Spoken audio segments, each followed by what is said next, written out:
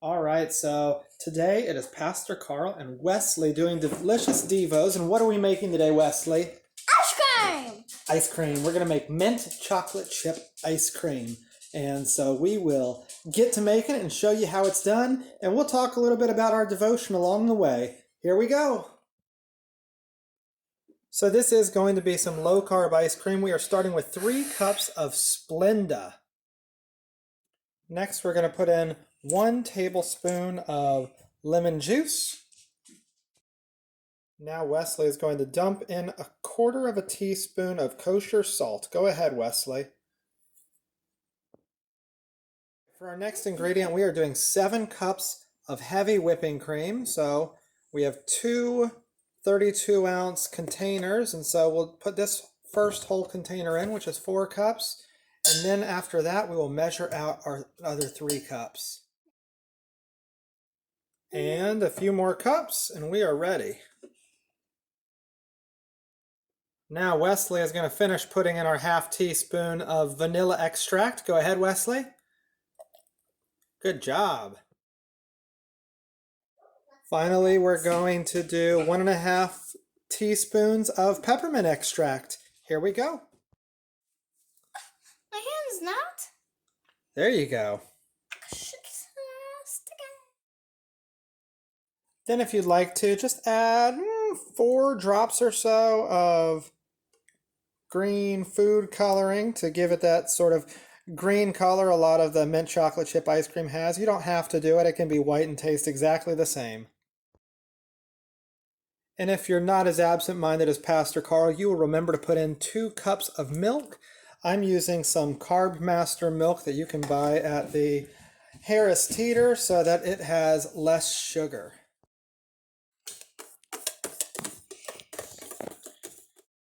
So finally, I am going to put this into what we call the canister.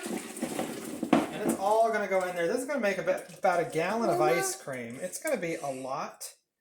And I'm going to take that canister and we are going to put it inside of our ice cream maker. And we'll put down about 1/4 of ice, followed by a little bit of some of this Morton's ice cream salt, and then another 1/4 inch of ice, more ice cream salt, all the way till we get to the top. And we'll just let it run, adding a little bit more ice as we need to and a little bit of more rock salt as we need to. All right, Wesley, can you press the on button? We can't. Just flip it. Okay. All right.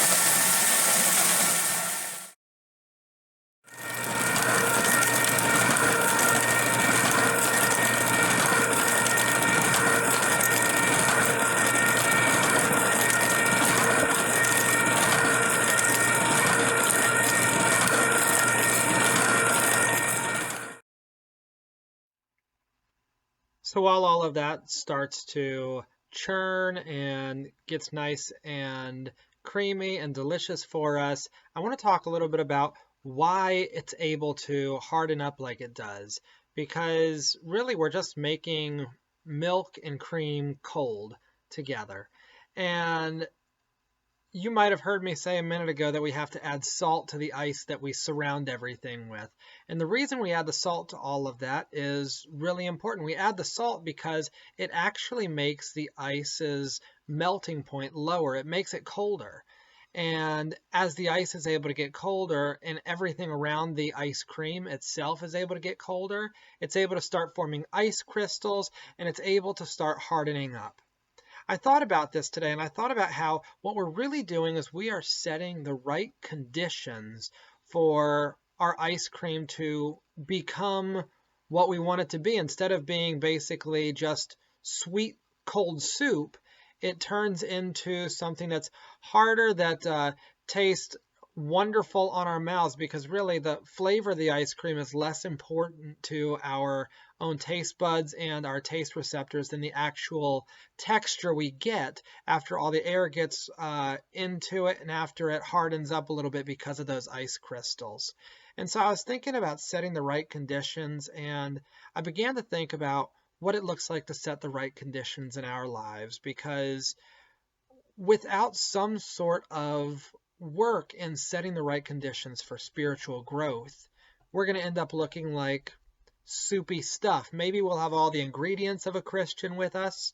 Maybe we'll have an understanding of who God is and how God works, but we're not really going to completely understand how it is that God changes us day by day.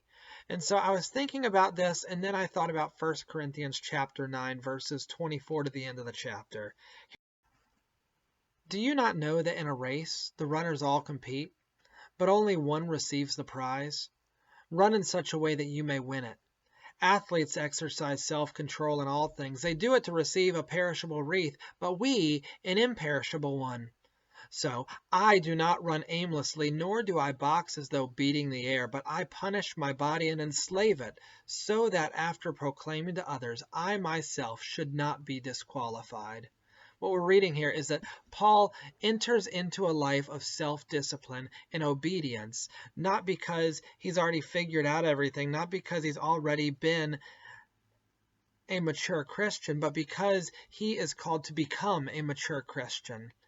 How we order our lives today will determine what kind of Christians we become, how strong we become, or how set we become in our faith, like ice cream.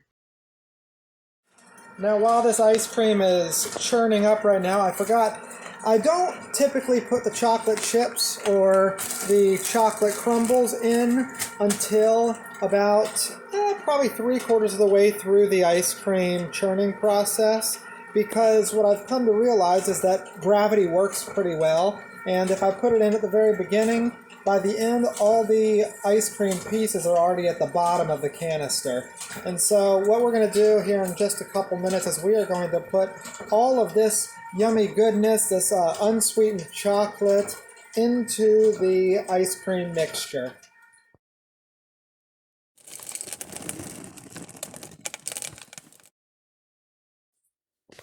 So now it'll stop on its own, and we can take off the motor. Let's check on this ice cream. Here we go. Hey Wesley, tell the camera how it is. Good.